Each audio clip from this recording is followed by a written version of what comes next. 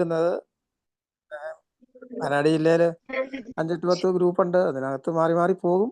അങ്ങനെ ദിവസത്തിൽ ഒരിക്കൽ എന്ന തോതിൽ മദ്യത്തിൽ നിന്ന് മാറി നിൽക്കുന്നു. വെള്ളമടിച്ച് ഓവറായിപ്പോയി, അതുകൊണ്ടാണ് നിർത്തേണ്ടി വന്നത്. അപ്പം ഞാനീ പറഞ്ഞത് ദൈവാനുഗ്രഹം കൊണ്ടും ആൽക്കഹോളിക്സ് അനോണിമസിന്റെ സഹായത്താലും ഇന്ന് കുടിച്ചിട്ടില്ലെന്നാണ് പറഞ്ഞത്. ഇപ്പൊ ഞാനത് എന്തുകൊണ്ടാണ് അങ്ങനെ പറഞ്ഞതെന്ന് വെച്ച് കഴിഞ്ഞാൽ, എൻ്റെ സ്വന്തം കഴിവ് കൊണ്ട് കുടി നിർത്താൻ പറ്റുമായിരുന്നെങ്കിൽ ഞാൻ ഈ 10-20 കൊല്ലമൊന്നും കുടിക്കേണ്ടി വരികയില്ലായിരുന്നു. ഒരു 4-5 പ്രാവശ്യം കുടിച്ചിട്ട് ഞാൻ കുടി നിർത്തിയാനെ. കാരണം 4-5 പ്രാവശ്യം കുടിച്ചപ്പോൾ എനിക്ക് കാര്യങ്ങളൊക്കെ മനസ്സിലായതാണ്. കാര്യങ്ങളൊക്കെ മനസ്സിലാകാൻ മാത്രമുള്ള ബുദ്ധിയും ബോധമൊക്കെ ഉണ്ടായിരുന്നു. പക്ഷേ കുടിക്കാതെ ഇരിക്കുന്നത് എങ്ങനെയാണെന്ന് മാത്രം അറിയത്തില്ലായിരുന്നു. കാരണം അതൊരു മദ്യാസക്തി രോഗമാണെന്നൊന്നും അറിയത്തില്ല. കുടിച്ചു കഴിഞ്ഞപ്പോൾ പിന്നെയും കുടിക്കണമെന്ന് തോന്നി. അതിങ്ങനെ അങ്ങ് കുടിച്ച് സ്ഥിരമായ കുടിയായി. ഒരിക്കലും നിർത്താൻ പറ്റാത്തൊരവസ്ഥയിലേക്കായി. ഞാൻ എന്നെ തന്നെ എഴുതി തള്ളിയൊരവസ്ഥ വന്നു. ഇനിയിപ്പോൾ മരിക്കുന്നവരെ കുടിച്ചേക്കാന്നുള്ളൊരു ധാരണയിലായിരുന്നു ഉണ്ടായിരുന്നത്. അപ്പം അങ്ങനെയാണ് യാദൃശ്ചികമായിട്ട് ഈ ഭാര്യയുടെ നിർബന്ധത്തിന് വഴങ്ങിയ ഒരു ആശുപത്രിയിൽ പോയത്, കുടി നിർത്തുന്ന സ്ഥലം. ഞാനാണെങ്കിൽ ഒരു ആശുപത്രിയിലൊന്നും കിടന്നിട്ടുമില്ല, പിന്നെ മരുന്നൊന്നും അങ്ങനെ വാങ്ങിയിട്ടില്ല. എൻ്റെ അപ്പനാണെങ്കിൽ ഇംഗ്ലീഷ് മരുന്ന് ജീവിതത്തിൽ കഴിച്ചിട്ടില്ല. അപ്പം നല്ല ഹൈജീനിക്കായിട്ടുള്ള പാരമ്പര്യമുള്ള കുടുംബത്തിലാണ്. അതുകൊണ്ടായിരിക്കും അങ്ങനെ. രോഗങ്ങളൊന്നും സാധാരണ വരാറില്ല. ഇപ്പം പിന്നെ ഒരു ലേശം ഷുഗറും BP ഉണ്ടെന്നുള്ളൂ, മറ്റു രോഗങ്ങളൊന്നുമില്ല. അപ്പം അങ്ങനെയാണ് ഞാനൊരു മദ്യപാന രോഗത്തിന് ചികിത്സിക്കുന്ന ഒരു സ്ഥലത്തെത്തിയത്. അപ്പം ഞാനവിടെ ചെന്നപ്പോൾ അവരോട് പറഞ്ഞു, എനിക്ക് വേറെ അധികം രോഗികളൊന്നും ഇല്ലാത്ത കാരണം നിനക്ക് ഇവിടെ ഒറ്റയ്ക്ക് കിടക്കാൻ പറ്റുമെന്ന് ചോദിച്ചു. നിന്റെ ഇഷ്ടത്തിന് നീ വന്നതാണോ, കുടി നിർത്താൻ വന്നതാണോ എന്നൊക്കെ ചോദിച്ചു. അപ്പം ഞാനൊരു നുണ പറഞ്ഞു. വെറുതെ നമ്മളിതിനെ ഇപ്പം മനസ്സായിട്ട് വന്നതല്ല, മരണത്തിൽ നിർബന്ധിച്ച് പിടിച്ചുകൊണ്ട് വന്നതാന്ന് പറയേണ്ട കാര്യമില്ലോ, ഞാൻ ഇഷ്ടത്തിന് വന്നതാന്ന് പറഞ്ഞു. അത് നുണയായിരുന്നു. അപ്പം ഞാൻ അവരോട് പറഞ്ഞു, എനിക്ക് വായിക്കാൻ എന്തെങ്കിലും പുസ്തകം തരണം. ഞാനങ്ങനെ മലയാളം അധികം വായിക്കാറില്ല, ഇംഗ്ലീഷാണ് ഞാൻ അധികം വായിക്കുന്നത്. അപ്പം 4 ദിവസം കഴിഞ്ഞപ്പോൾ അവരെ എനിക്കൊരു പുസ്തകം വായിക്കാൻ തന്നു. ഈ പുസ്തകത്തിൻ്റെ പേര് ആൽക്കഹോളിക്സ് അനോണിമസ് എന്നാണ്, ഒരു നീല പുസ്തകം. ഇത് കണ്ടപ്പോൾ തന്നെ എനിക്കത് ഇഷ്ടപ്പെട്ടിട്ടില്ല. കാരണം ഞാൻ ഈ മനസ്സില്ലാ മനസ്സോടെ ആണെങ്കിലും കുടി നിർത്താൻ വന്നയാളാണല്ലോ. ഈ കുടി നിർത്താൻ വന്നയാൾ വായിക്കേണ്ട പുസ്തകം ആൽക്കഹോളിക്സ് അനോണിമസ് എന്നുള്ള പുസ്തകം അല്ലല്ലോ വായിക്കേണ്ടത്.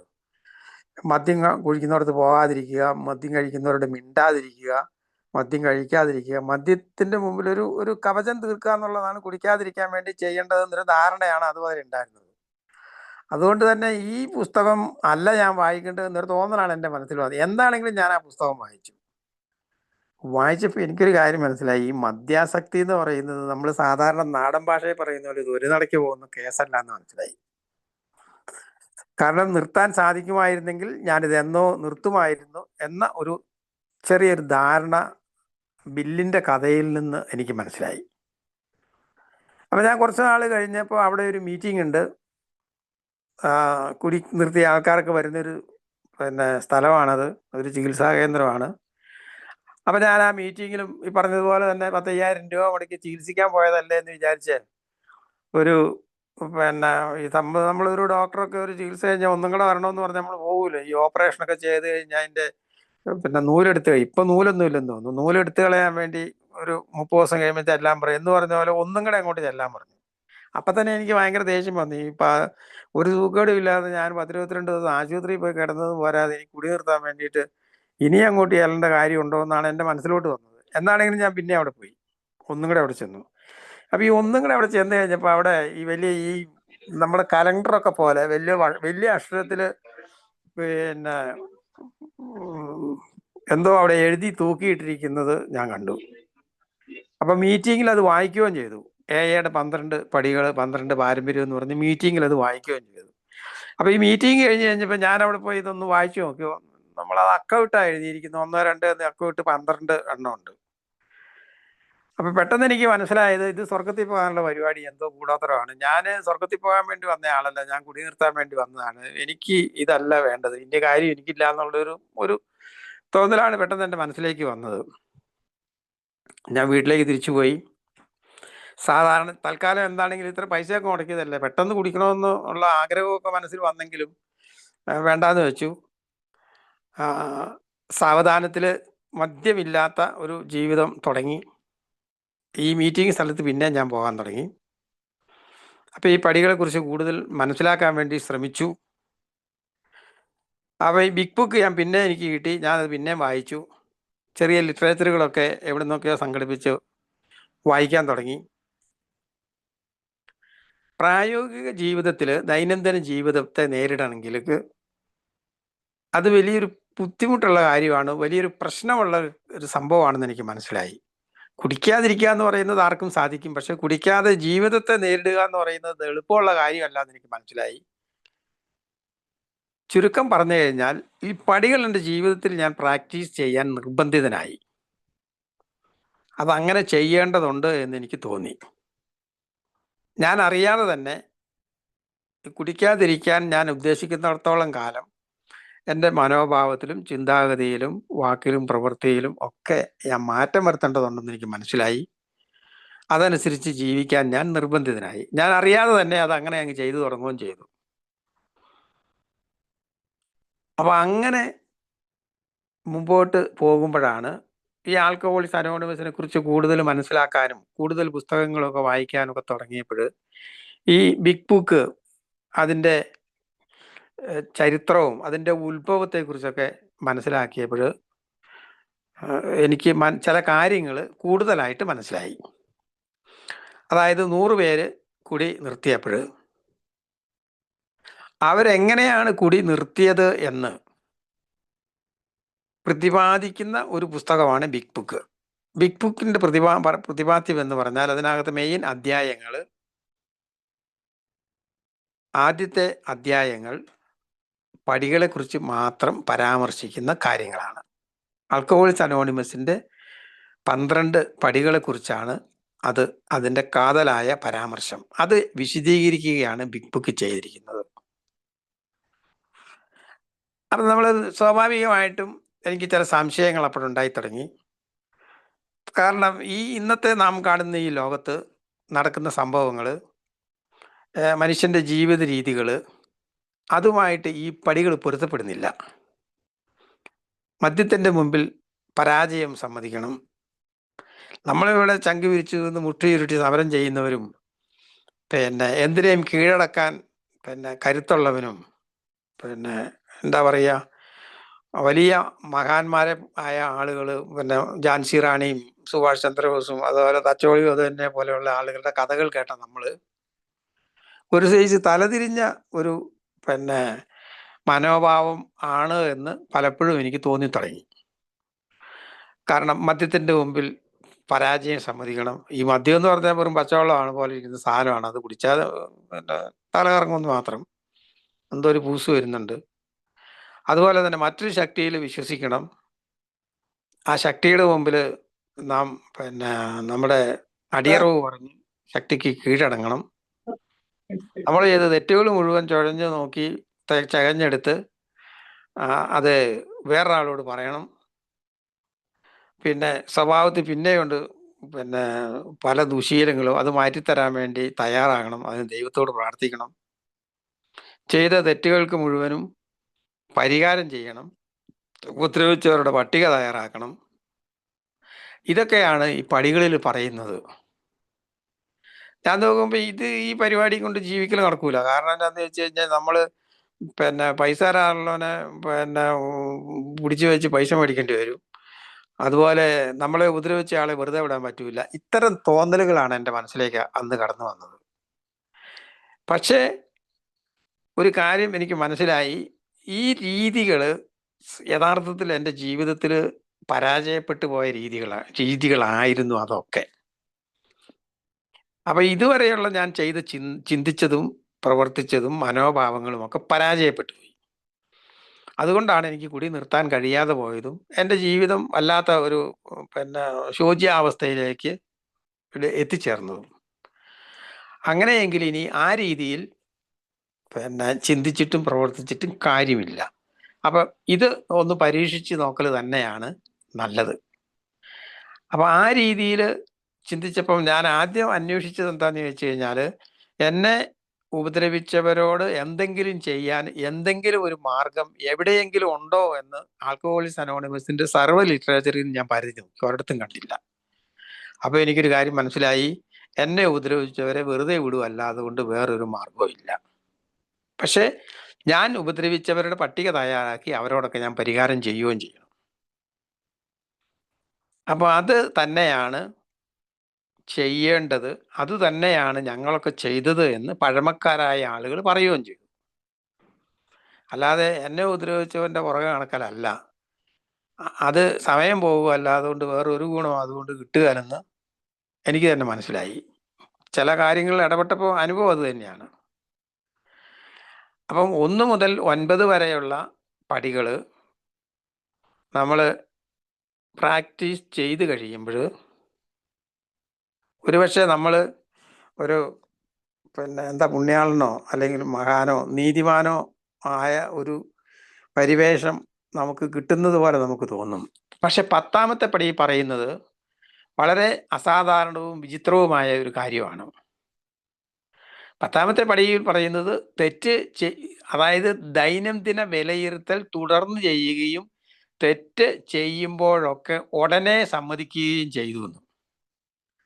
അപ്പം ഞാൻ വിചാരിച്ചിട്ട് എന്ത് പേടിയാ, ഈ 9 പടിയും പ്രാക്ടീസ് ചെയ്ത് കഴിഞ്ഞാൽ പിന്നെ അവൻ തെറ്റ് ചെയ്യുമോ? 1 മുതൽ 9 വരെയുള്ള പടികൾ ജീവിതത്തിൽ പ്രാക്ടീസ് ചെയ്തുകൊണ്ടിരിക്കുന്ന ഒരുത്തൻ പിന്നെ തെറ്റ് ചെയ്യാൻ സാധ്യതയുണ്ടോ? അപ്പം ഇതൊരു മനുഷ്യൻ്റെ ഒരു പ്രകൃതമാണ്. മനുഷ്യനായ അതുകൊണ്ട് തന്നെയാണ് മനുഷ്യനെന്ന് പറയുന്നത്. ഏതൊരു മനുഷ്യനും എപ്പോഴും മറ്റൊരു മനുഷ്യനായി മാറാനുള്ളൊരു സാധ്യത ഉണ്ട്. നമ്മുടെ വികാരങ്ങൾ അല്ലെങ്കിൽ നമ്മുടെ വിചാരങ്ങൾ എപ്പോഴും തെറ്റിപ്പോകാനും തെറ്റായ കാര്യങ്ങളിലേക്ക് നമ്മൾ തിരിഞ്ഞു പോകാനും എത്ര കാലം കഴിഞ്ഞാലും എത്ര അനുഷ്ഠാനങ്ങളിലൂടെയും എത്ര വളരെ പരിപാവനമായ ജീവിതം നയിക്കുന്ന ഒരാൾക്ക് പോലും ഈ തെറ്റ് സംഭവിക്കാനുള്ള സാധ്യതയുണ്ട് എന്ന് നമ്മളെ മനസ്സിലാക്കി തരുകയാണ് ചെയ്യുന്നത് സത്യത്തിൽ 10ാമത്തെ പടി. അപ്പം ഈ 9 പടികളും ദൈനംദിനം പ്രാക്ടീസ് ചെയ്തുകൊണ്ടിരിക്കുന്ന ഒരാളെ 10ാമത്തെ പടിയിലേക്ക് എത്തുമ്പോൾ സത്യത്തിൽ ഒരു അഗ്നിപരീക്ഷയാണ്. കാരണം ഇത് നമ്മൾ സാധാരണ പറയുന്ന പോലെ തന്നെ നമ്മളിപ്പം ഒരു കാര്യം പഠിച്ചൊരു പരീക്ഷ പാസ്സായി കഴിഞ്ഞാൽ പിന്നെ പരീക്ഷ എഴുതേണ്ട ആവശ്യമില്ല. ഇപ്പം നമുക്കൊരു ഡ്രൈവിംഗ് ലൈസൻസ് കിട്ടിക്കഴിഞ്ഞ് കഴിഞ്ഞാൽ പിന്നെ ജീവിതകാലം മുഴുവൻ നമുക്ക് അതും ഒന്ന് പുതുക്കിക്കൊണ്ടിരിക്കണമെന്നേ ഉള്ളൂ, ആ ലൈസൻസ് നമുക്കുണ്ട്. പക്ഷേ ആൽക്കഹോളിക്സ് അനോണിമസിന്റെ 12 പടികൾ ഒരുത്തൻ ജീവിതത്തിൽ പ്രാവർത്തികമാക്കി എന്ന് പറഞ്ഞു കഴിഞ്ഞാൽ അതവൻ പിന്നെ അതിന്റെ അർത്ഥം പിന്നെ ഇനി അവനൊരു തെറ്റും സംഭവിക്കൂല എന്നല്ല. മനുഷ്യനാണ്. ബില്ല് തന്നെ ബിഗ് ബുക്കിൽ പറഞ്ഞിട്ടുണ്ട് നമ്മളാരും പുണ്യാളന്മാരല്ല എന്ന് പറഞ്ഞാൽ ഏതൊരു സമയത്തും എപ്പോഴും വേണമെങ്കിലും നമുക്ക് തെറ്റ് സംഭവിക്കാം. പക്ഷെ അത് സമ്മതിക്കലാണ് ഏറ്റവും പ്രധാനം. അതായത് ഒരുപക്ഷെ ആൽക്കഹോളിക്സ് അനോണിമസിന്റെ 1ാമത്തെ പടി പരാജയം സമ്മതിക്കലാണ്, 10ാമത്തെ പടി തെറ്റ് സമ്മതിക്കലാണ്. ഞാൻ 10ാം ക്ലാസ്സിൽ പഠിച്ചിരുന്നപ്പോൾ എനിക്കൊരു അനുഭവമുണ്ട്. കാരണം ഈ 10ാം ക്ലാസ്സിൽ ഞാനൊക്കെ പഠിക്കുന്ന കാലത്ത് ആൺകുട്ടികളും പെൺകുട്ടികളും വേറെ വേറെ ക്ലാസ്സിലാണ്, മിക്സഡായിട്ടല്ല. അപ്പം ഞങ്ങളുടെ ക്ലാസ് ഈ തേപ്പൊന്നും പൂർത്തിയായതല്ല. നമുക്ക് ഈ തേക്കാൻ വേണ്ടി നിലയിടാൻ വേണ്ടി ഒരു കട്ടയുടെ ഒരു ഓട്ടയുണ്ടാകും അവിടെ. അതേൽ നിലയിട്ടിട്ടാണ് ഈ കെട്ടി പോകുന്നത്. നമുക്ക് പണി അറിയാവുന്നവർക്കറിയാം. അപ്പം അങ്ങനെ ഒരു ഓട്ടയുണ്ട്. അപ്പം അപ്പുറത്തെ ക്ലാസ്സിൽ മുഴുവൻ പെൺകുട്ടികളാണ്.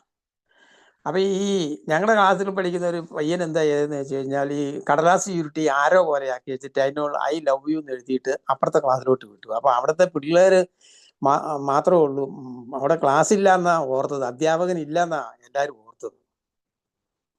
സംഗതി ചെയ്താൽ അങ്ങ് വിട്ട താമസമുള്ളൂ, ഒരു മാഷ് ഈ സാധനവും പിടിച്ചുകൊണ്ട് ഇങ്ങോട്ട് ക്ലാസ്സിലോട്ട് കയറി വന്നു. അപ്പുറത്തെ ക്ലാസ്സിൽ ഒരു മാഷ് ഉണ്ടായിരുന്നു, അത് അറിഞ്ഞില്ല ഞങ്ങൾ. അപ്പം അയാൾ പെട്ടെന്ന് ചോദിച്ചു ഇതാരാ വിട്ടേന്ന് ചോദിച്ചു. നമ്മളെല്ലാവരും വിചാരിച്ചു ഇവൻ എന്താണെങ്കിലും പറയാൻ പോകുന്നില്ല, എല്ലാവനും അടി വാങ്ങാൻ പോവുകയാണ് എന്ന് വിചാരിച്ച് അങ്ങനെ ഇരിക്കുമ്പോൾ ഇവൻ ചാടി എഴുന്നേറ്റ് പറഞ്ഞു ഞാനാ വിട്ടേന്ന് പറഞ്ഞു. ഈ മാഷ് എന്താ ചെയ്തതെന്ന് ചോദിച്ചു കഴിഞ്ഞാൽ ഇവനൊരു ഷെയ്ക്ക് ഹാൻഡ് കൊടുത്തു. എന്നിട്ട് പറഞ്ഞു പിള്ളേരായാൽ ഇങ്ങനെ വേണം, അതായത് തെറ്റ് എന്തെങ്കിലും ചെയ്താൽ അതങ്ങ് അപ്പം തന്നെ സമ്മതിക്കണം. ഞാൻ ഈ 10ാം പടി എടുത്ത് വായിച്ചപ്പോൾ ഞാൻ ആ കഥ എൻ്റെ മനസ്സിൽ വന്നത്, നമ്മളിപ്പോൾ സമൂഹത്തിൽ പ്രത്യേകിച്ച് ഏത് തുറയിലാണെങ്കിലും ഒരു തെറ്റ് ചെയ്താൽ അത് സമ്മതിക്കാൻ വലിയ ബുദ്ധിമുട്ട് കാണിക്കുന്നതായിട്ടാണ് നമ്മൾ കാണുന്നത്. അത് രാഷ്ട്രീയത്തിലായിക്കോട്ടെ, മറ്റേതൊരു പ്രസ്ഥാനത്തിലായിക്കോട്ടെ, ഏത് തുറകളിലാണെങ്കിലും നമ്മൾ സാധാരണഗതിയിൽ ഉരുളുക അല്ലെങ്കിൽ സൈക്കിളിൽ നിന്ന് വീണിട്ട് ഉരുളുന്ന രീതി, ഇത്തരം പ്രയോഗങ്ങളാണ് നമ്മൾ അതിനെ പരാമർശിക്കാനായി നമ്മൾ ഉപയോഗിക്കാറുള്ളത്. പക്ഷെ നമ്മോട് പറയുന്നത് തെറ്റ് ചെയ്താൽ നമ്മളത് അപ്പോൾ തന്നെ സമ്മതിക്കുക. എന്തുകൊണ്ടാണത് അങ്ങനെ പറയുന്നതെന്ന് ചോദിച്ചു കഴിഞ്ഞാൽ, നമ്മൾ ഈ തെറ്റ് സമ്മതിക്കാൻ വൈകും തോറും അതിൻ്റെ ദൂഷ്യഫലങ്ങൾ നമ്മളും അനുഭവിക്കേണ്ടി വരും, മറ്റുള്ളവരും അനുഭവിക്കേണ്ടി വരും. അതുകൊണ്ടാണ് തെറ്റ് ചെയ്യുമ്പോഴൊക്കെ അത് അത് നമ്മൾ അപ്പോൾ തന്നെ അത് നമ്മൾ സമ്മതിക്കണമെന്ന് പറയുന്നതിൻ്റെ കാരണം അതാണ്. ഈ സത്യത്തിൽ നമുക്ക് കള്ളു കുടിച്ചുകൊണ്ടിരുന്ന് കഴിഞ്ഞപ്പോൾ വല്ലാത്തൊരു ഹാങ് ഓവർ ഉണ്ടായിരുന്നു. അത് കുടിച്ചവർക്കും മദ്യാസക്തരായവർക്കൊക്കെ അറിയാം. മദ്യാസക്തർ മാത്രമേ ഹാങ് ഓവർ ഉണ്ടാവുള്ളൂ. കാരണം മദ്യാസക്തർ അല്ലെങ്കിൽ ഒരു ഹാങ് ഓവർ വന്നു പിന്നെ കുടിക്കാൻ നിൽക്കുകയില്ല.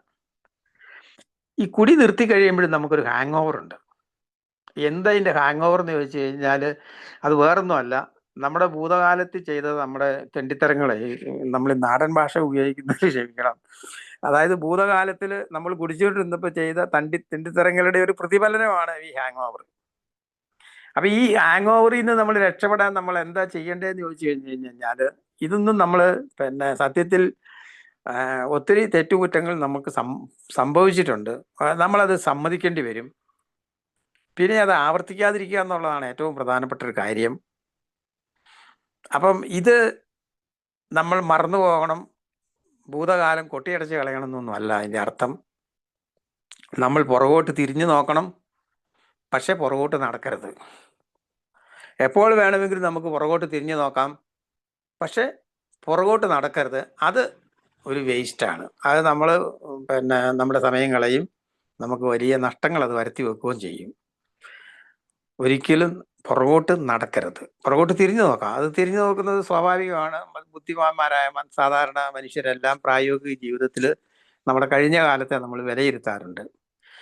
ഇപ്പൊ ഈ 10ാം പടിയിൽ നമ്മളോട് എന്താണെന്ന്, ഇതൊരു അഗ്നിപരീക്ഷയാണെന്ന് ഞാൻ ആദ്യം തന്നെ പറഞ്ഞു. നമുക്കൊക്കെ അത് മനസ്സിലാകും. 10ാമത്തെ പടി എന്ന് പറയുന്നത് ഒരു അഗ്നിപരീക്ഷയാണ്.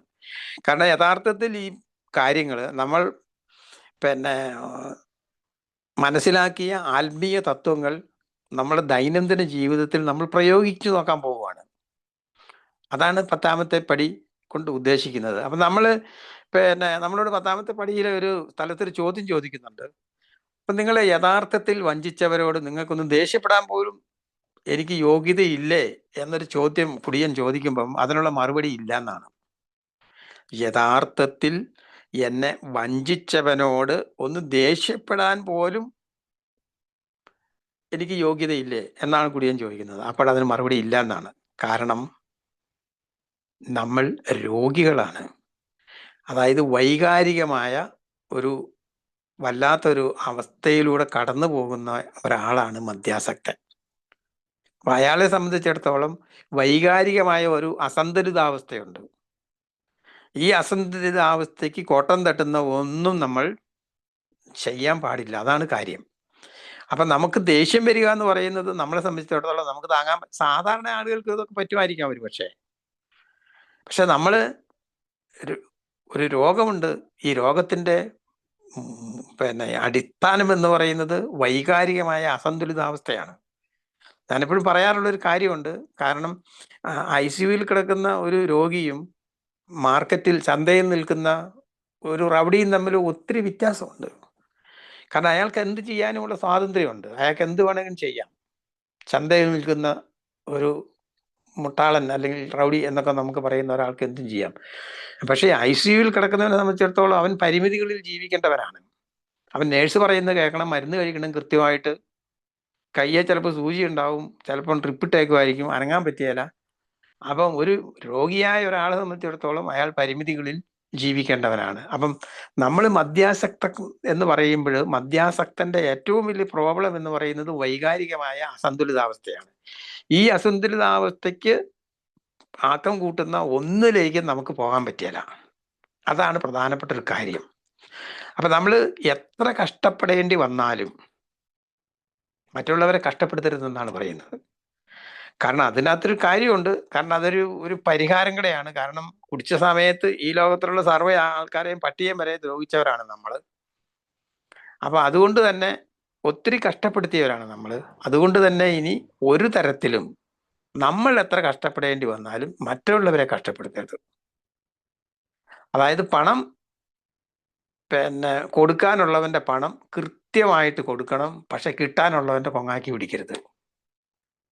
പെട്ടെന്ന് നമുക്ക് തോന്നി ഇത് നടക്കുന്ന കാര്യമാണോ എന്ന്. അതേ നടക്കുള്ളൂ.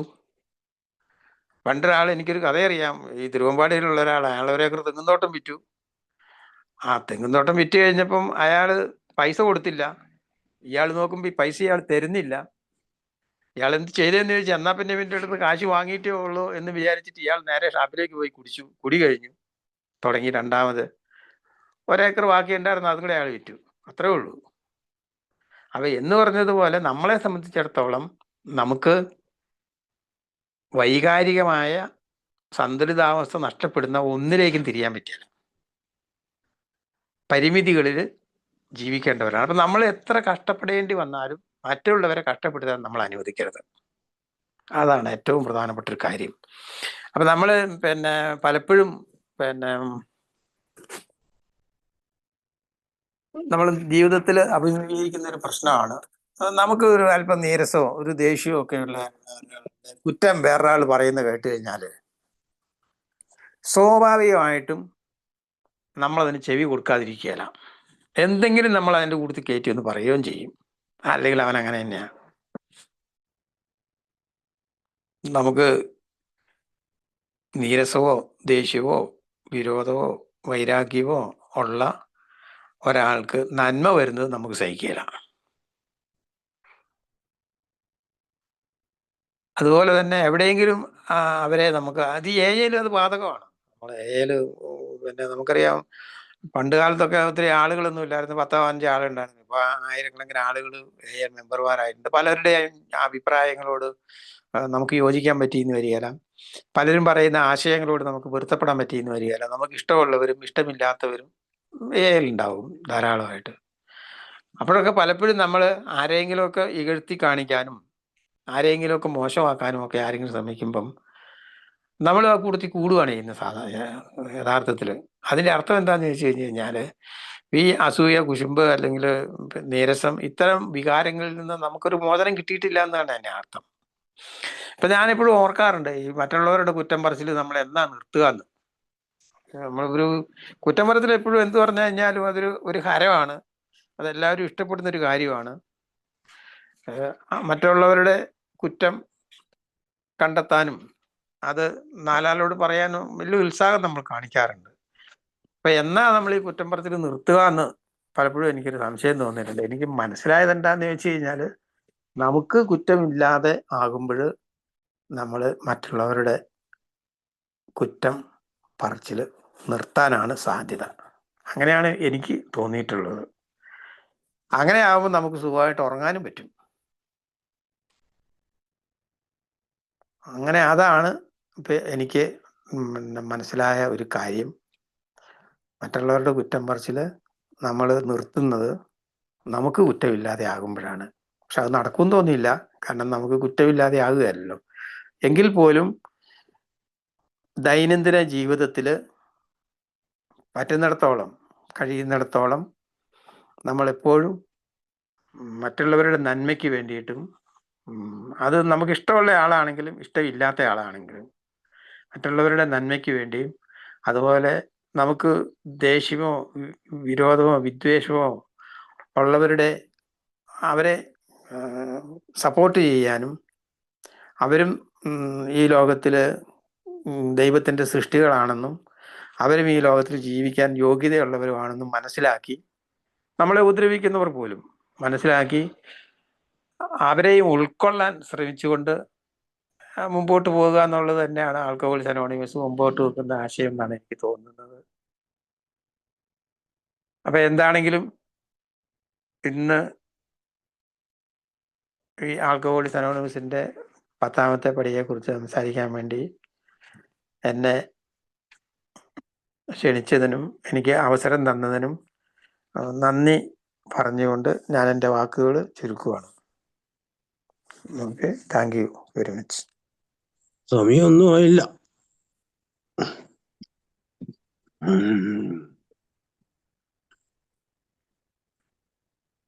അതൊരു 20 മിനിറ്റ് അതിന്റെ കണക്ക്, 6 മിനിറ്റ് കൂടുതലായി. ഓ, 1 മണിക്കൂറല്ലായിരുന്നു. ഓക്കെ. ഇനി പറയണ ഇപ്പോൾ ആർക്കെങ്കിലും എന്തെങ്കിലുമൊക്കെ ചോദിക്കാനോ പറയാനോ ഉണ്ടെങ്കിൽ ആകാം കേട്ടോ.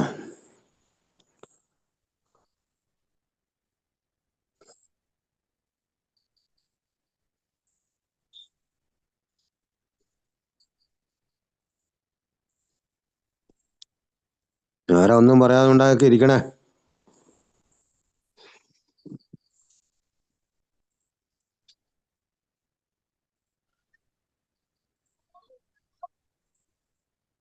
മാഷിന്റെ കഴിഞ്ഞ മാഷ് കഴിഞ്ഞെന്നാ പറഞ്ഞ. അടുത്ത ആളെ വിളിച്ചോ? സമയം ഉണ്ടല്ലോ, 10-20 മിനിറ്റ് ഉണ്ട്. അതല്ല ഇറങ്ങി വെക്കാം. സമയം ഇഷ്ടം പോലെ, അരമണിക്കൂർ മുഴുക്കെടുപ്പുണ്ട്. മാഷ് പോയോ? ഇല്ല പോയിട്ടില്ല. മാഷേ, മാഷുണ്ട്. സംശയം സംശയമല്ല. ഇപ്പൊ നമ്മൾ ഈ 10-ാം പടിയില് തെറ്റ് പറ്റുമ്പോഴൊക്കെ മാപ്പ് ചോദിക്കുന്നത്, അത് മാപ്പ് അല്ലെങ്കിൽ പൊറുക്കണേ എങ്ങനെ എന്ന് പറഞ്ഞാലും അത് തിരിച്ചിങ്ങോട്ട് കിട്ടാത്തവർ എന്ത് ചെയ്യൂ? തരുന്നില്ല. അല്ലെങ്കിൽ അവരാ കടുംപിടുത്തം തന്നെ പിടിച്ചിങ്ങനെ ഒന്നും ഇങ്ങനെ നടക്കുകയാണെങ്കിൽ എന്ത് ചെയ്യാൻ പറ്റും? വിടുക തന്നെ അല്ലേ? അല്ല, എനിക്ക് മനസ്സിലായില്ല. മാപ്പ് ചോദിക്കുമ്പം അവര് മാപ്പ് അവരത് തരുന്നില്ല. സമ്മതിക്കുന്നില്ല, അല്ലെങ്കിൽ അവരത് പുറത്തു തരുന്നില്ല. അതിനെക്കുറിച്ച് കൃത്യമായി പറയുന്നുണ്ടല്ലോ. നമ്മളത് ഒരാള് വെറുതെ ക്ഷമിക്കുവോ ഇല്ലയോ എന്ന് അറിയാതെ കൊണ്ട് നമ്മൾ കെട്ടിക്കേറി ചെന്ന് അടി വാങ്ങരുതെന്ന് പറയുന്നുണ്ടല്ലോ. അതെ, നമ്മളൊരാളോട് ഈ മാപ്പ് ചോദിക്കാൻ ചെന്ന് കഴിഞ്ഞാൽ അയാള് പിന്നെ നമുക്കിട്ട് തട്ടുക എന്ന് പറഞ്ഞു കഴിഞ്ഞാൽ പിന്നെ നമ്മൾ അതുകൊണ്ട് കാര്യമില്ലല്ലോ. അപ്പൊ അതൊരു ഉറപ്പ് വരുത്തിയിട്ടേ മാപ്പ് ചോദിക്കാൻ പോകാവുള്ളൂ. സത്യത്തിൽ ഈ ആക്ഷൻ, ഈ മാപ്പ് ചോദിക്കുന്നതിനൊക്കെ മുമ്പ് തന്നെ നമ്മുടെ മനസ്സിലാണ് ഇതെല്ലാം നടക്കേണ്ടത്. ആദ്യം ക്ഷമിക്കലാണെങ്കിലും മാപ്പ് ചോദിക്കലാണെങ്കിലും നമ്മുടെ മനസ്സിലാണ് ആ പ്രോസസ്സ് ആദ്യം നടക്കേണ്ടത്.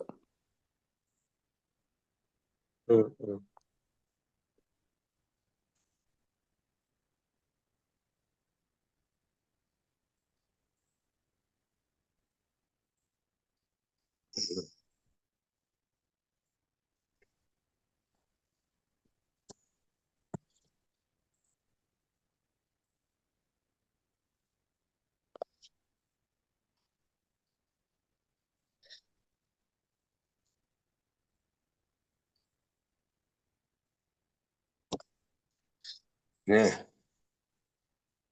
10-ാം പടി കേട്ട് കഴിഞ്ഞപ്പോ എല്ലാവരും നിശബ്ദരായി പോയത് എന്താണ്? അതാ ഇപ്പൊ എനിക്കും അറിയാൻ മേലാത്ത. അല്ല മാഷേ, നമുക്ക് അങ്ങനെ ഇത് കിട്ടിയിട്ടില്ല എന്നുണ്ടെങ്കിൽ വീണ്ടും പോയിക്കൂടെ? അല്ലെങ്കിൽ കിട്ടുന്നവരെ, അല്ലെങ്കിൽ അത് ആ തെറ്റ് ക്ലിയർ ആവുന്നത് വരെ മറ്റേ അവിടെ സമ്പൂർണത വരുന്നില്ലല്ലോ. അല്ലെങ്കിൽ ദേഷ്യം മാറുന്നവരെ.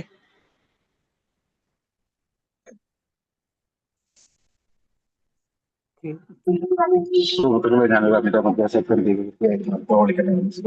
ശ്രദ്ധിക്കുന്നതൊന്നും മദ്യപിച്ചില്ല. എന്റെ പേര് സജു. എല്ലാവർക്കും യാത്ര ചെയ്യാതുകൊണ്ടാണ്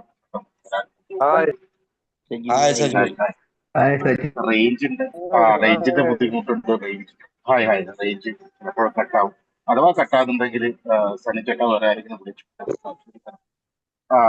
ഞാൻ ഈ കേട്ടുകൊണ്ടിരിക്കലായിരുന്നു. വളരെ വളരെ ഹൃദയസ്ഥമാണ്. വളരെ സന്തോഷം അത് കേൾക്കുന്നതിൽ. ജോസഫേട്ട വളരെ അതില് 1-ാം പടിയിൽ പറയുന്ന പോലെ ഞാൻ പരാജയം സമ്മതിക്കുകയും പിന്നെ 10-ാം പടിയിൽ ഞാൻ എല്ലാ ദിവസവും അതിന്റെ തെറ്റുകൾ ഏറ്റു പറയുകയും ചെയ്യണം എന്ന് പറയുന്നത്, അത് വളരെ എന്നെ സംബന്ധിച്ചിടത്തോളം ഞാനത് പ്രായോഗികമായിട്ട് നടപ്പിലാക്കുമ്പോൾ അതിൻ്റെതായ ഒരു ഒരു തലത്തിലെത്താറുണ്ട്. ഒരു മനസ്സിനൊരു സമാധാനം കിട്ടാറുണ്ട് എന്ന് തന്നെ വേണം പറയാൻ. പിന്നെ ഈ പറഞ്ഞ മാതിരി ഇപ്പോഴ് എനിക്ക് മാപ്പ് തരാൻ അപേക്ഷിക്കുക, അവരോട് ഞാൻ പോയിട്ട് മാപ്പ് പറയേണ്ട ഘട്ടത്തിൽ പോയി കഴിഞ്ഞാലും അധികവും 100-ൽ 99% മാപ്പ് തരാറാണ്. അടുത്ത പേര് എന്നെ സംബന്ധിച്ചുള്ള എനിക്കറിയാം അയാൾ തരത്തില്ല എന്ന് തന്നെ എനിക്കറിയാം. പക്ഷെ എന്റെ മനസ്സിൽ ഞാൻ അയാളെ എതിരെ കണ്ട് ഒരു കസേര വെച്ചിരുന്നിട്ട് അയാളെ ഞാൻ മനസ്സിലിരുത്തിയിട്ട് ഞാൻ എൻ്റെ മനസ്സുകൊണ്ട് ഞാൻ സത്യസന്ധമായിട്ട് മാപ്പ് തന്നെ പറയുന്നു. അത് ഞാൻ അവിടെ സമർപ്പണം ചെയ്തു കഴിഞ്ഞു എന്ന് തന്നെയാണ് ഞാൻ കരുതുന്നത്. ആ സമർപ്പണത്തിലൂടെ എൻ്റെ ഭാരം അവിടെ ഇറക്കി വെക്കലാണ്. എൻ്റെ ഭാരം അവിടെ ഇറക്കി വെക്കലാണ്. അതിൽ കൂടുതലൊന്നുമില്ല. ഇവിടെ ഈ സമർപ്പണം തന്നെയാണ് ഏറ്റവും വലുത്. വളരെ സന്തോഷം ഈ കൂട്ടായ്മയെ കണ്ടെത്തിയത് തന്നെ. എന്റെ അനുഗ്രഹങ്ങളുടെ പട്ടികയിൽ 1-ാം സ്ഥാനം കൊടുക്കുന്നത് തന്നെ ഞാൻ അവസാനം ദൈവമേ നിങ്ങൾ ഈ ഇങ്ങനൊരു കൂട്ടായ്മയിലാണല്ലോ എന്നെ എത്തിച്ചേരുന്നത് എന്നതിൽ ഞാൻ എന്നും അനുഗ്രഹീതനാണ്. സന്തോഷം കേട്ടുന്നതിൽ. നന്ദി എല്ലാവർക്കും. എന്നെ ശ്രമിച്ചു സുബോധത്തിന്റെ നല്ല നാളുകൾ എല്ലാവർക്കും ഉണ്ടാവട്ടെ എന്ന് പ്രാർത്ഥിക്കുന്നു. നന്ദി. Thank you Sayoj.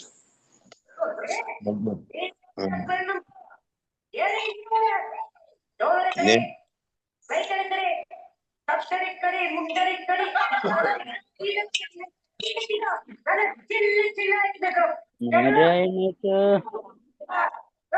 സുഹൃത്തുക്കളെ അടുത്ത സമയ സാഹചര്യമുള്ളവർ മുന്നോട്ട് വരണമേ. ഞാൻ മ്യൂട്ട് ചെയ്തിട്ടുണ്ട്.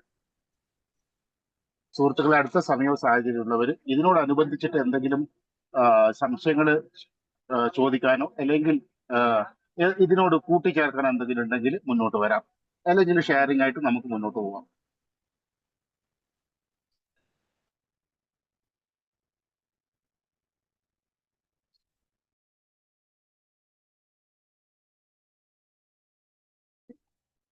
സമയവും സാഹചര്യമുള്ളവർ ദയവ് ചെയ്ത് മുന്നോട്ട് വരണമെന്ന് അഭ്യർത്ഥിക്കുന്നു. നമുക്കൊരു 25 മിനിറ്റ് ഓളം ഉണ്ട് സമയം. അല്ലെങ്കിൽ നമുക്ക് ജനറൽ ഷെയറിംഗ് ആയിട്ട് മുന്നോട്ട് പോകാം.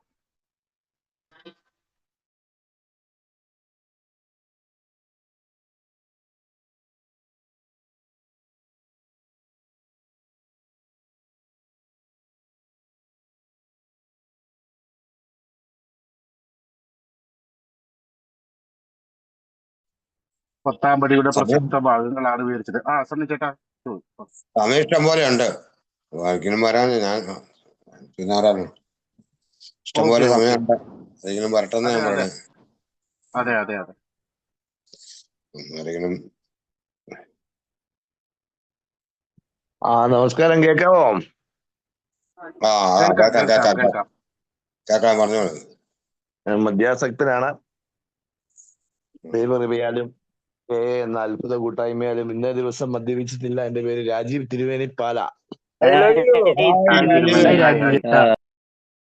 Hi hi hi. ആദ്യമേ തന്നെ പത്താമ്പടി നമുക്ക് വിശദീകരിച്ചു തന്ന, ഏറ്റവും മനോഹരമായിട്ട് വിശദീകരിച്ചു തന്ന ജോസഫ് മാഷിനൊരു നന്ദി പറയുന്നു. പെരുമഴയാണ്. തുലാമാസം നാളെ 1-ാം തീയതി തുലാമഴ തുടങ്ങി. ഇപ്പം ഇടിയും മഴയായതുകൊണ്ട് കാലാവസ്ഥ നമുക്ക് അനുകൂലമല്ല. ഇടയ്ക്ക് ചിലപ്പോൾ ഇതിന് കെട്ടായി പോയേക്കാം. തുലാം 10 കഴിഞ്ഞാല് പ്ലാപ്പൊത്തിലും കിടക്കാന്നാണല്ലോ. 10 ദിവസത്തെ മഴയുടെയുണ്ട്. പഴയ കാലത്തെ ആ 10 മഴയ്ക്ക് ഓരോ മഴയ്ക്കും ഓരോ പേരായിരുന്നു. മൂപ്പനെക്കൊല്ലി, അതുപോലെ തന്നെ കയ്യാല കുളപ്പന്. 10 മഴയ്ക്ക് 10 പേര്. ഇപ്പൊ അത് പെട്ടെന്നത് ഓർമ്മയിലില്ല. കാരണം ചോദിച്ചു കഴിഞ്ഞാൽ കഴിഞ്ഞ ദിവസത്തിൽ മഴ അങ്ങ് നനഞ്ഞു കഴിഞ്ഞപ്പോൾ കുറച്ച് ജലദോഷവും ഒരു ബോധാവസ്ഥയിലാണ് ഇരിക്കുന്നത്. എങ്കിലും സാർ എന്ന് പറഞ്ഞു കഴിഞ്ഞാൽ ഹാങ് ഓവർ, സത്യം പറഞ്ഞാല് മനസ്സിൽ ഒരു ഹാങ് ഓവർ ഉണ്ട്. ഹാങ് ഓവർ മദ്യപിച്ച് നടന്ന സമയത്ത് ദൈവത്തെ മറന്ന്, മാതാപിതാക്കളെ മറന്ന്, ഭാര്യ മറന്ന്, മക്കളോട് മറന്ന് 7 പാപങ്ങളിലൂടെ ജീവിത രീതി നയിച്ചു വന്നപ്പോൾ സമസ്ത മേഖലകളിലും ഈ മദ്യപിശാസിന്റെ ആ ബന്ധനം വന്നു പെട്ടതിന്റെ ആ ദുരിതങ്ങൾ ഇപ്പോഴും ജീവിതത്തില് പല സമയങ്ങളിലും അലട്ടിക്കൊണ്ടിരിപ്പുണ്ട്. അലട്ടുക എന്ന് പറഞ്ഞു കഴിഞ്ഞാല് ചില പൊറുക്കാൻ പറ്റാത്ത പാപങ്ങള് ചെയ്തിട്ടുണ്ട്. ഇപ്പൊ കരിയിലേക്ക പറഞ്ഞ പോലെ മാപ്പ് ചെല്ലാത്തവരുണ്ട് ജീവിതത്തിൽ. മരിച്ചുപോയവരുണ്ട്. ഇതിലൊക്കെ ആ വലിയ ശക്തിയുടെ മുമ്പിൽ ചേട്ടൻ പറഞ്ഞ പോലെ സങ്കല്പമായിട്ട് മനസ്സുകൊണ്ട് മനസ്സാ വാചാ കർമ്മണ, മനസ്സുകൊണ്ടും വാക്കുകൊണ്ടും പ്രവൃത്തി കൊണ്ടും അജ്ഞത കൊണ്ടും അഹങ്കാരം കൊണ്ടും അറിവില്ലായ്മ കൊണ്ടും ഒക്കെ ചെയ്ത പാപങ്ങൾ സമർപ്പണമായിട്ട് മനസ്സിൽ സങ്കല്പിച്ച് ആ വലിയ ശക്തിയുടെ മുമ്പിൽ കീഴടങ്ങി പഴയ മനുഷ്യനെ ഉരുക്കളഞ്ഞ് പുതിയ മനുഷ്യനായി തീരാനുള്ള യാത്രയിലൂടെയുള്ള യാത്രയാണ്. അപ്പൊ അതില് മിനിഞ്ഞാന്ന് എനിക്ക് പെരുമ്പാവൂരൊരു പ്രോഗ്രാം ഉണ്ട്. രാവിലെ പോകാൻ വേണ്ടി റെഡിയായി ഞാൻ വീട്ടിൽ നിന്ന് ഇറങ്ങുന്ന സമയം. അപ്പം ഭാര്യ കൂടെ കഴിഞ്ഞ് അവിടെ വന്ന് നിൽക്കുന്നു. അപ്പൊ ഭാര്യയോട് ഒരു നമ്മുടെ ഏറ്റവും മനോഹരമായ രീതിയിൽ കുടുംബ ജീവിതത്തിലൊക്കെ ഒരു പ്രണയവും ഒരു സ്നേഹവും സർവവിധ താളപ്പിഴകൾ മാത്രത്തിൽ നിന്നുള്ള ആ യാത്രയിൽ നിന്ന് തിരിച്ചു വരവിനായിട്ട് സ്നേഹത്തോടു കൂടി ഭാര്യയോടൊന്ന് പ്രണയത്തോടു കൂടി സംസാരിക്കണം, അല്ലെങ്കിൽ സംസാരിക്കണം എന്ന് ആഗ്രഹിച്ചൊക്കെ ഇരിക്കുക. രാവിലെ കുളിയൊക്കെ കഴിഞ്ഞ് വന്ന് നിൽക്കുമ്പോൾ ഭാര്യയോട് പെട്ടെന്ന് എടുത്ത വായില് നാട്ടുഭാഷയില് എൻ്റെ സ്വതസിദ്ധമായ ശൈലിയിൽ ഞാൻ എൻ്റെ ഭാര്യയെ കുളി കഴിഞ്ഞ് വന്ന് നിൽക്കുമ്പോൾ ചോദിച്ച ചോദ്യം ഇതാണ്: ഇതെന്നാ ഈ തലയും മുലയെല്ലാം ഒരുപോലെയാണല്ലോ ഇരിക്കുന്നതെന്ന് ചോദിച്ചു. അപ്പം എന്റെ ചോദ്യം എന്റെ ശൈലിയിൽ എൻ്റെ വാക്കുകളിൽ മാറ്റം വന്നിട്ടില്ല. പക്ഷെ ആ ഒരൊറ്റ വാക്ക് ഞാൻ അങ്ങനെ സംസാരിച്ചു കഴിഞ്ഞപ്പോൾ എൻ്റെ ഭാര്യ പറഞ്ഞൊരു മറുപടിയുണ്ട്. ഇതേല് വലതുവശം ചൂണ്ടിക്കാണിച്ച് എന്നോട് പറഞ്ഞു, ഇതേ ഞാനയാള് ഇപ്പൊ MNC സയന്റിസ്റ്റ് ആയിട്ടിരിപ്പുണ്ട്.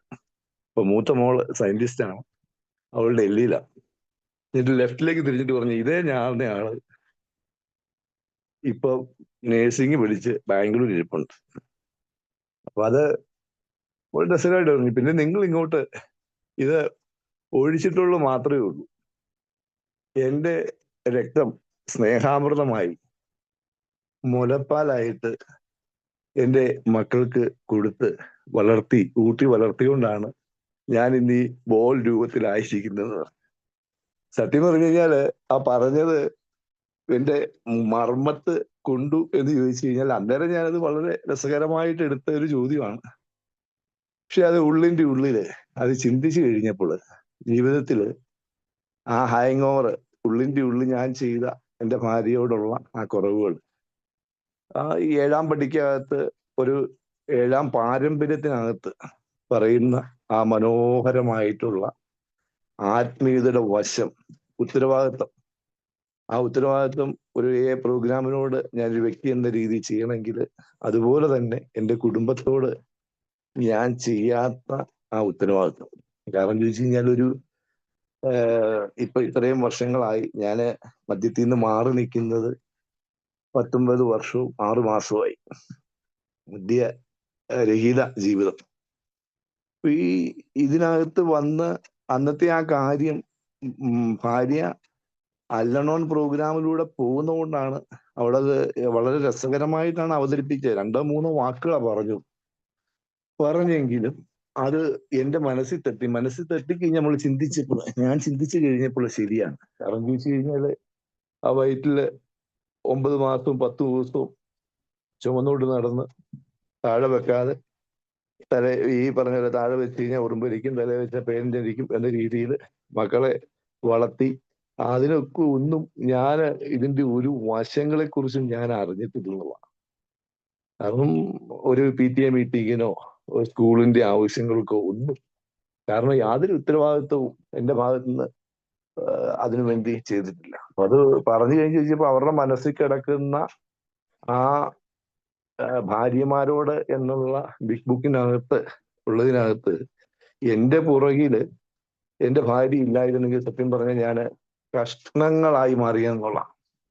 എൻ്റെ ഭാര്യ എൻ്റെ പുറകില് പാറ പോലെ ഉറച്ചു നിന്നുകൊണ്ട് മാത്രമാണ് ഇന്ന് ഈ ദിവസം എനിക്ക് ഈ പ്രോഗ്രാമില്, അല്ലെങ്കിൽ എനിക്ക് എൻ്റെ ജീവിതം, എൻ്റെ കുടുംബം, എൻ്റെ മക്കള്, എൻ്റെ സർവ്വതും പിടിച്ചു നിൽക്കാനുള്ള കാരണം. ആ കഷ്ടപ്പാടുകൾക്കിടയിൽ, ആ ബുദ്ധിമുട്ടുകൾക്കിടയിൽ എല്ലാ ത്യാഗങ്ങളും സഹിച്ചുകൊണ്ട് എൻ്റെ എല്ലാവിധ കുറവുകളും കുറ്റങ്ങളും ഇതെല്ലാം സഹിച്ച് ആ പാറ പോലെ ബാക്കിൽ പിടിച്ചു നിന്നുകൊണ്ട് മാത്രം അല്ലെങ്കിൽ ഞാൻ ചിന്തിച്ചിതറി ജെറുസലേം ദേവാലയം പോലെ അതിന്റെ അടിപേര് അതിന്റെ അടി തോണ്ടെന്നാ പറഞ്ഞത്. ജെറുസലേം ദേവാലയത്തിന്റെ അടിക്കല്ലിൽ ശിവനാണ്. അപ്പൊ എന്ന് പറഞ്ഞതുപോലെ ചിന്നി പോകേണ്ട കുടുംബമായിരുന്നു.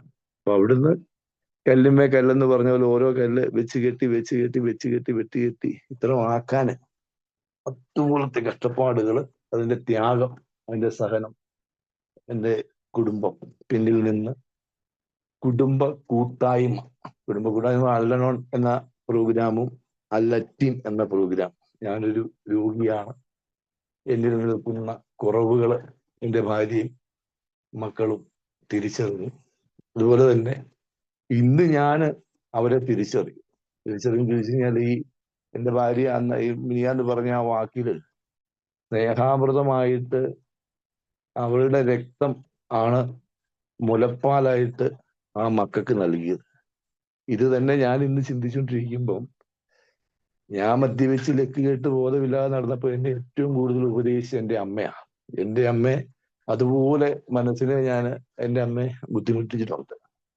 അപ്പൊ ആ ഒരു സ്ത്രീയെ ഒരു മകനെ ഭൂമിയിലേക്ക് സൃഷ്ടിക്കണമെങ്കിൽ 3 പോയിന്റ് കൂടി 97% ആ കൂടി ഒരു 3 പോയിന്റ് ബൈറ്റിംഗ് പോയിന്റ് കൂടി വേദന അനുഭവിച്ചാൽ ആ സ്ത്രീ മരിച്ചു പോകുന്നുള്ളതാണ്. അതാണ് പ്രസവ വേദന. 3 പോയിന്റ്. അതാണ് കവികളും മറ്റുള്ളവരെല്ലാം ഇരിക്കുന്നത്. അമ്മയല്ലാതൊരു ദൈവമുണ്ടോ, അതിലും വലിയൊരു കോവിലുണ്ടോ?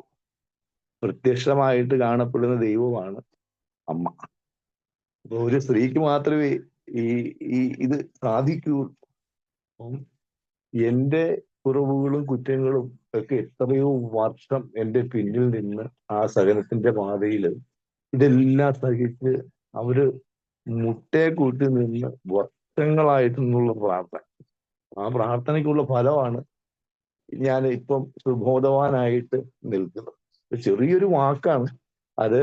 പ്രണയത്തിന്റെ ഭാഷയിൽ ഏറ്റവും കൂടുതൽ സൗന്ദര്യമായിട്ട് കുളിയൊക്കെ വെച്ച് നിൽക്കുകയല്ലേ, രസത്തിനായിട്ട് ഒരു മാറ്റം വരണം, ആ വാക്കുകളിലൊരു മാറ്റം വരണം എന്ന് പറഞ്ഞ് തൊടുത്തുവിട്ട വാക്കാണ്. പക്ഷെ അത് എന്നെ കൊണ്ട് എത്തിച്ചത് എന്നെ ഒത്തിരി ചിന്തിപ്പിച്ചു. ഇപ്പൊ ഞാൻ എൻ്റെ അമ്മയോട് ചെയ്ത ദുരിതങ്ങള്, പാപങ്ങള്, അതുപോലെ തന്നെ ഒരു മകൻ എന്ന രീതിയിൽ അമ്മയോട് ഒരു ഉത്തരവാദിത്വം എൻ്റെ ഭാഗത്ത് നിന്ന് ചെയ്യാൻ പറ്റിയില്ല. ഒരു ഭർത്താവ് എന്ന രീതിയിൽ എനിക്ക് ഭാര്യയോട് ചെയ്യാൻ പറ്റിയിട്ടില്ല. ഒരപ്പൻ എന്ന രീതിയിൽ മക്കളോട് ചെയ്യാൻ പറ്റിയിട്ടില്ല. ഇതൊക്കെ എൻ്റെ ലഹരിക്ക്, ആ ലഹരിയിലായിരുന്ന അവസ്ഥയിൽ, ഞാൻ രോഗിയായിരുന്ന അവസ്ഥയിൽ ഞാൻ ചെയ്തു കൂട്ടിയ ദുരിതങ്ങളാണ്. ഇതിനകത്ത് ഒത്തിരി പാപങ്ങള്, പൊറുക്കാൻ പറ്റാത്ത പാപങ്ങള് ചെയ്തിട്ടുണ്ട്. അതെല്ലാ കാര്യങ്ങളും നമുക്ക് എല്ലാവരോടും തുറന്നു പറയാൻ പറ്റിയത്. മദ്യവെച്ച് ലക്ഷ്യം കാണിച്ച വൃത്തികേടുകള് ഓപ്പൺനെസ് ആക്കാൻ പറ്റുന്ന ഒരു പരിധിയുണ്ട്. ആ പരിധി കൂടുതൽ നമുക്ക് ഒരു ഓപ്പൺ എയർ നമുക്ക് പറയാൻ പറ്റിയല്ല. ഇത് നമ്മുടെ ഒരു സ്പോൺസർ എടുക്കലോ അല്ലെങ്കിൽ നമ്മുടെ ഒരു ഗുരുനാഥന്റെ എടുക്കലോ ഒക്കെയാണ് നമുക്ക് ചെയ്യാൻ പറ്റും. ഇവിടെ സത്യം പറഞ്ഞു കഴിഞ്ഞാൽ ഞെട്ടിപ്പിക്കുന്നതായിട്ടുള്ള 100 കണക്കിന് പ്രശ്നങ്ങള് മദ്യാസക്തി രോഗത്തിന് അടിമയായിരുന്നപ്പം മറ്റുള്ളവരെ വേദനിപ്പിച്ചത്, അവരോട് ചെയ്ത ഉപദ്രവങ്ങള്, അവരോടുള്ള ചെയ്ത ഒത്തിരി പകകള്, ആ നീരസം, ക്രോധം, കാമം, ക്രോധം, മോഹം, മതം, മാത്സര്യം, ദമ്പ്, അഹങ്കാരം, 18 ആസക്തികളാ പറയുന്നത്. 9 ആസക്തികളും 18 ഉപാസക്തികളും ഇതെല്ലാം എന്നിൽ ഉണ്ടായിരുന്നുള്ള. ഇത് പോകെ ഓരോ നിമിഷവും ഈ കൂട്ടായ്മയിലൂടെ പോകുമ്പോൾ എന്റെ ജീവിതത്തിന്റെ ട്രാക്ക് എവിടെയാണ് എനിക്ക് തെറ്റിയത്, എവിടെയാണ് എന്റെ ജീവിതത്തിന്റെ ട്രാക്ക് തെറ്റിയത്? ഞാനൊരു കാലത്ത് ഞാനും ദൈവവുമായിരുന്ന അവസ്ഥയിൽ നിന്ന് ഞാനും മദ്യവും ആയിട്ട് മാറണമെങ്കിൽ എന്റെ ജീവിതത്തിന്റെ ട്രാക്ക് എവിടെയാണ് തെറ്റിയത്? ഞാൻ ഈ ലോകത്തിലേക്ക് എങ്ങനെ എത്തി? അപ്പൊ ഇതിന് ദൈവമേ മാറ്റുവാൻ പറ്റാത്തവയെ സ്വീകരിക്കുവാനുള്ള പ്രശാന്ത മനസ്ഥിതിയും മാറ്റുവാൻ പറ്റാത്തവയെ സ്വീകരിക്കുവാനുള്ള പ്രശാന്ത മനസ്ഥിതി. ജീവിതത്തിൽ എന്താണ് മാറ്റുവാൻ പറ്റാത്തതായിട്ടുള്ളത്? എന്റെ വളരെ ചെറുപ്രായത്തില് മദ്യപിക്കാൻ തുടങ്ങി. ഒരു രസത്തിനായിട്ട് കുടി തുടങ്ങി ഒരു 25 വയസ്സ് മുതൽ 28 വയസ്സ് വരെ 3 വർഷമേ കുടിച്ചു. 3 വർഷത്തെ കുടി എന്ന് പറഞ്ഞു കഴിഞ്ഞാൽ മദ്യപിച്ച് ലക്ക് കേട്ട് ബോധമില്ലാതെ ഉടുതുണിക്കും മറുതുണി ഇല്ലാതെ ഫുട്പാത്തിൽ കിടക്കേണ്ട അവസ്ഥ. 3 വർഷം, ഒരു 30 വർഷത്തെ കുടി ഒരുമിച്ച് കുടിച്ച കുടിയാണ്. എന്റെ ഏറ്റവും വലിയ ഭാഗ്യം, എനിക്ക് ഒരു 28 വയസ്സായപ്പം എന്നെ ഒരു ഡീഅഡിക്ഷൻ കൊണ്ടുപോയി ആക്കി.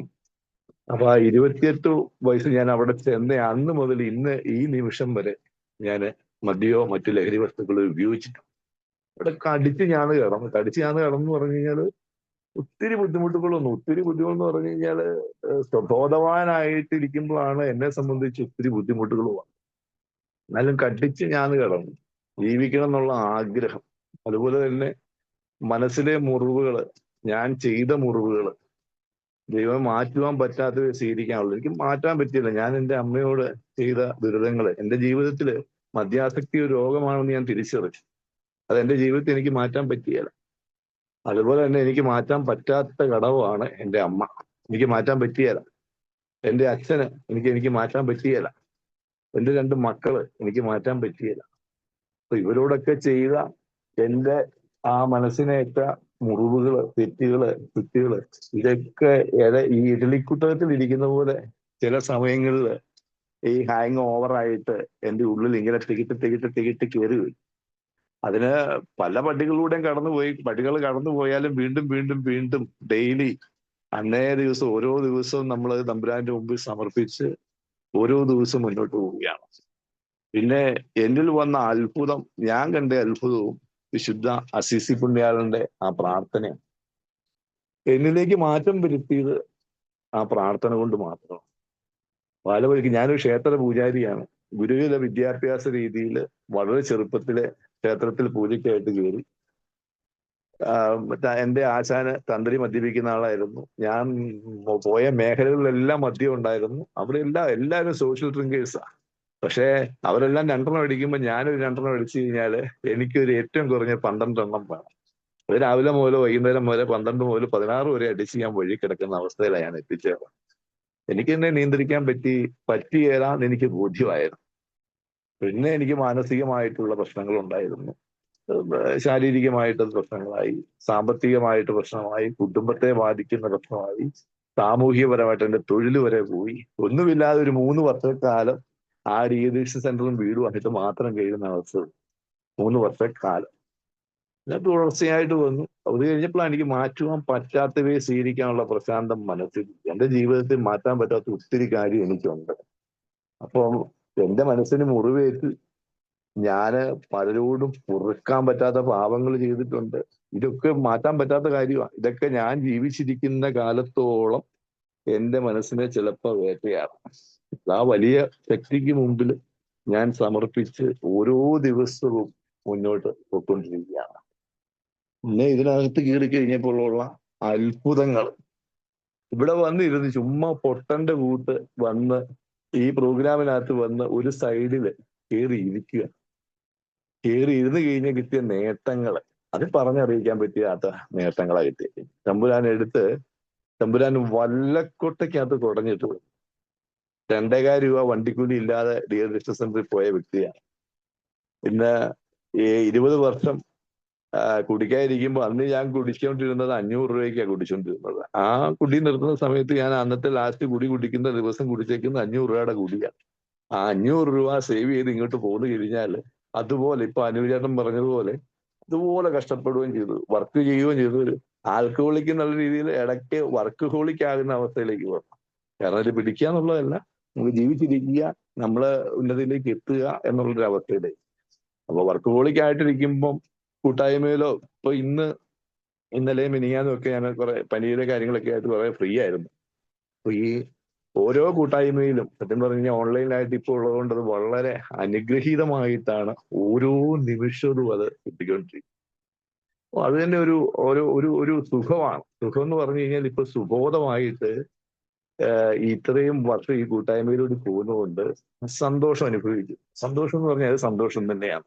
ഭാര്യയായിട്ട് സംസാരിക്കാൻ പറ്റുന്നു, അവളെ ഒന്ന് പരിഗണിക്കാൻ പറ്റുന്നു, ഒന്ന് ചേർത്ത് നിർത്താൻ പറ്റുന്നു, ഒന്ന് ചുംബിക്കാൻ പറ്റുന്നു. അതുപോലെ തന്നെ മകൾ വന്നു കഴിഞ്ഞാൽ മകളെ ഒന്ന് ചേർത്ത് പിടിക്കാൻ പറ്റുന്നു.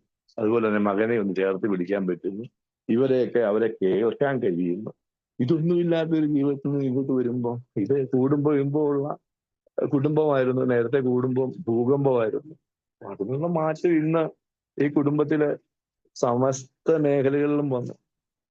സമസ്ത മേഖലകൾ എവിടെ തിരിഞ്ഞങ്ങ് നോക്കിയാലും ഈ ഗ്രൂപ്പിൽ വന്ന് കിട്ടിയ, ഈ കൂട്ടായ്മയിൽ വന്ന് കിട്ടിയ അനുഗ്രഹമാണ്. ഒന്നുമില്ലാതെ ഞാൻ പറഞ്ഞല്ലോ, കുറച്ച് ആദ്യത്തെ 1 വർഷം 2 വർഷം 3 വർഷം വരെ എടുത്തു ഒത്തിരി ബുദ്ധിമുട്ടുകൾ. 4-ാം വർഷം മുതലാണ് തമ്പുരാനെ അനുഗ്രഹിക്കാൻ തുടങ്ങിയത്. എനിക്കാണ് പ്രശ്നം എന്ന് ഞാൻ കണ്ടെത്തി. എന്റെ പ്രശ്നങ്ങൾ മുന്നോട്ട് പോകുന്ന ഓരോ നിമിഷവും ഇപ്പോഴും ഒത്തിരി കുറവുകളുണ്ട്. ഇപ്പോഴും എന്നില് ഞരമ്പ് രോഗി എന്നുള്ള രീതിയിലുള്ള പ്രശ്നങ്ങൾ, എന്നിൽ ഇപ്പോഴും മാനസികമായിട്ടുള്ള വൈകല്യങ്ങൾ കിടപ്പുണ്ട്. ഇപ്പൊ പോലും ഈ ഏജിൽ വന്നു കഴിഞ്ഞാലും എന്റെ കാമാസക്തി എന്ന് പറഞ്ഞു കഴിഞ്ഞാൽ എനിക്ക് ഇപ്പോഴും ഒരു കമ്പെ തുണി ചുറ്റി വെച്ച് കഴിഞ്ഞാൽ പൊക്കി നോക്കുന്ന അവസ്ഥകളിലൂടെ കടന്നുപോയ അവസ്ഥകൾ ഉണ്ടായിരുന്നു.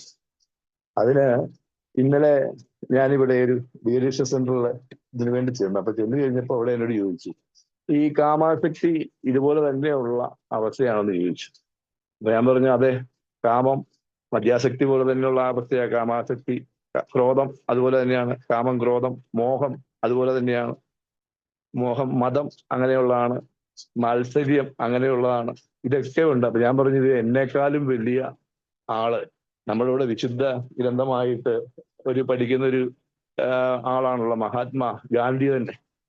ഗാന്ധിക്ക് ഈ പറഞ്ഞ പോലെ തന്നെ 36-ാമത്തെ വയസ്സിൽ ഗാന്ധിജിയുടെ എന്റെ സത്യാന്വേഷണ പരീക്ഷണ കഥകളിലൂടെയും അദ്ദേഹത്തിന്റെ ജീവിതകഥയിലൂടെയും പോയി കഴിഞ്ഞാൽ അദ്ദേഹം ഏറ്റവും വലുതായിട്ട് അദ്ദേഹം 36-ാമത്തെ വയസ്സിൽ കാമത്തിന്റെ ആസക്തിയിലെ അഗ്രഗണ്യനായിരുന്നുള്ളത്.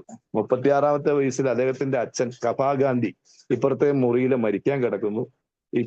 അദ്ദേഹത്തിന്റെ ഭാര്യ കസ്തൂർബ ഗാന്ധിയുമായിട്ട് അന്ന് രാത്രിയിൽ അദ്ദേഹം 4 പ്രാവശ്യം ശാരീരികമായി ബന്ധപ്പെട്ടെന്ന് പറയും.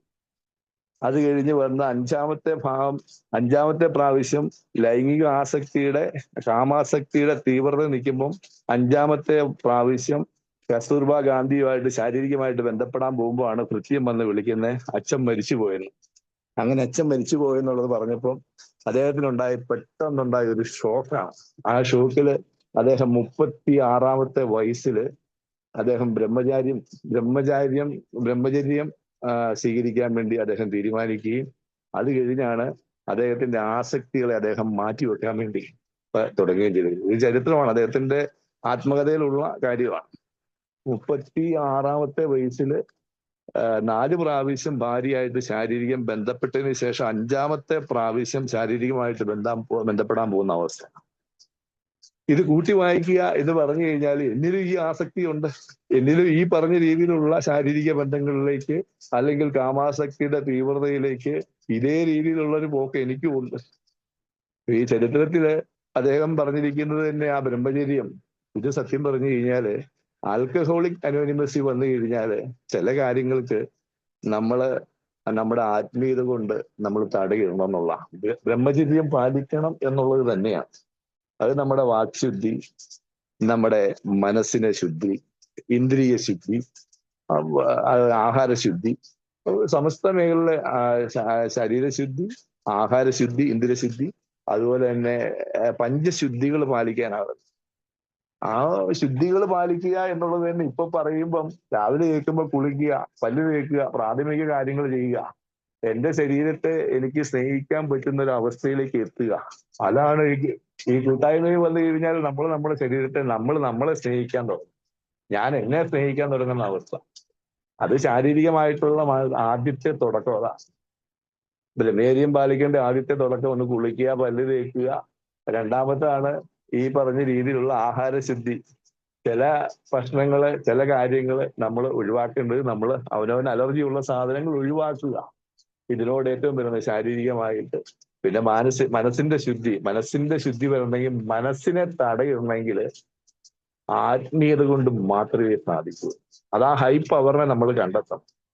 ആ ഹൈ പവർ എന്ന് പറഞ്ഞാൽ എനിക്കിപ്പോ കൃഷ്ണനായിരിക്കാം, ക്രിസ്തു ആയിരിക്കാം, ഈ പറഞ്ഞ രീതിയിൽ അള്ളാഹു ആയിരിക്കാം, ഇതൊന്നും അല്ലെങ്കിൽ ഏത് ഏറ്റവും പ്രധാനപ്പെട്ടതായിട്ട് ഒരു മെമ്പറിനെ സംബന്ധിച്ച് പറയുകയാണെങ്കിൽ പരിത്രാണായ സാധുവിനാം വിനാശായ ദുഷ്ടിതാം ധർമ്മ സംസ്ഥാപനാർത്ഥായ സംഭവാമേ യുഗേ യുഗേ.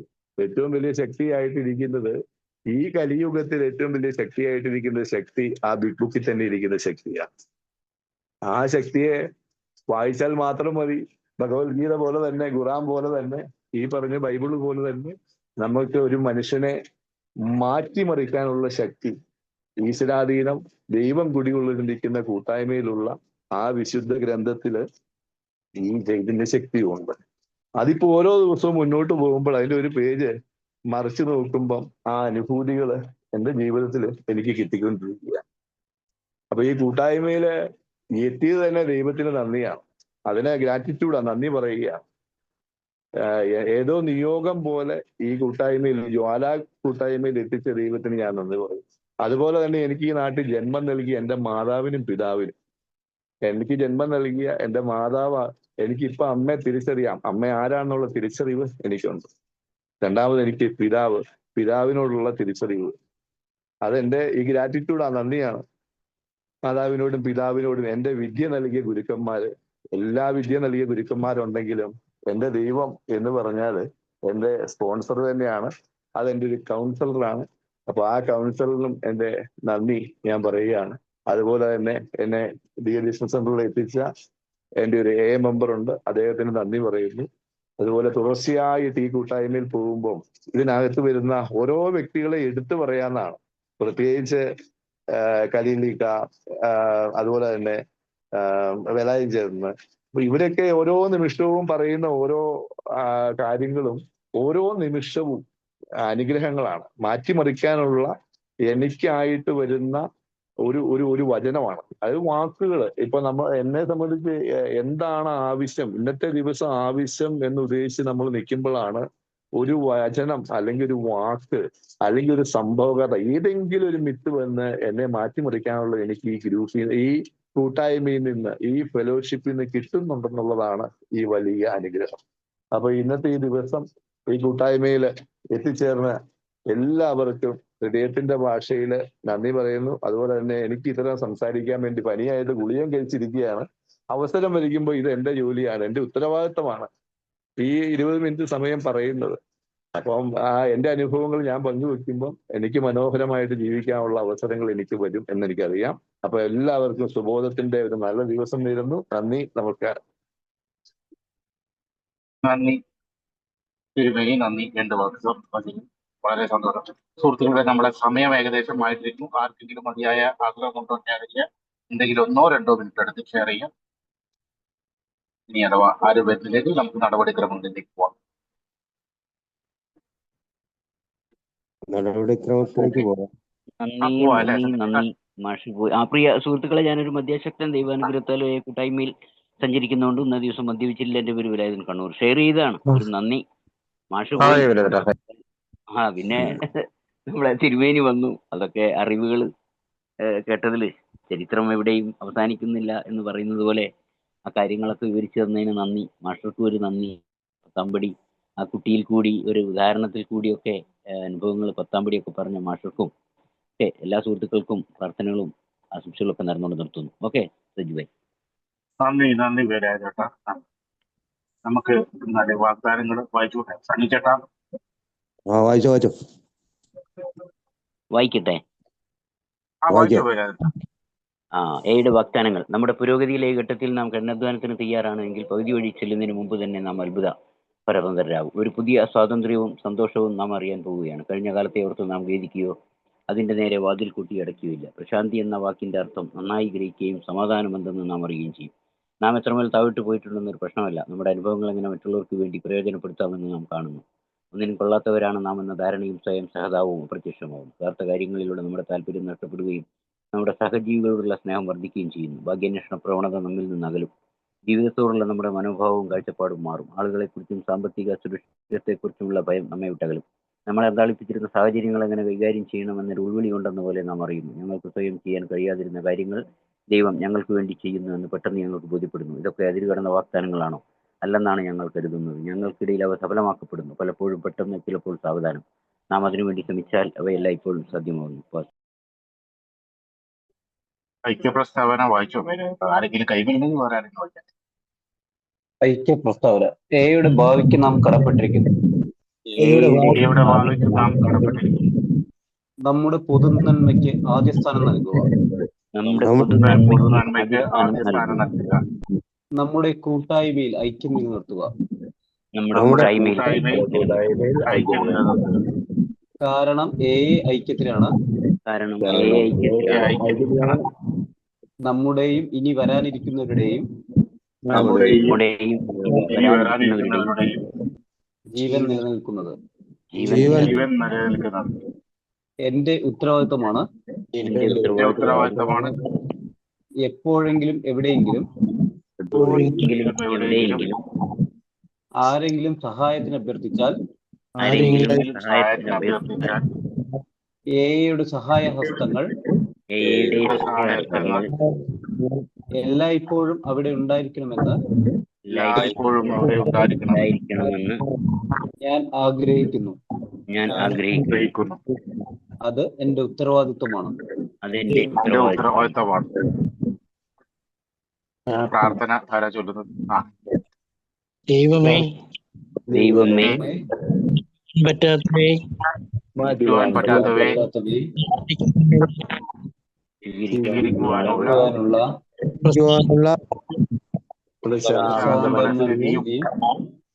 പറ്റുന്നവേ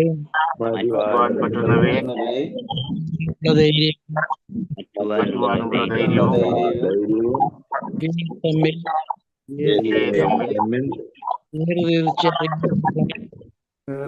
തിരിച്ചറിയുന്നതിനുള്ള വിവേകവും